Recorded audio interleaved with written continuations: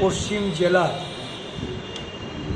জেলা পরিষদের আসনগুলিতে যারা প্রতিদ্বন্দ্বিতা করছেন, আমরা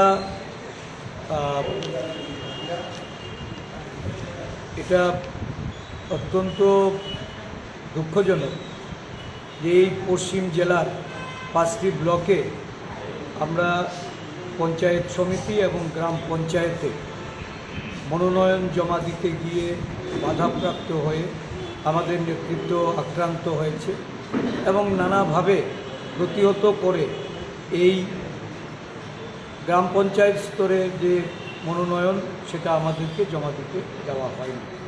প্রশাসন নীরব ছিল।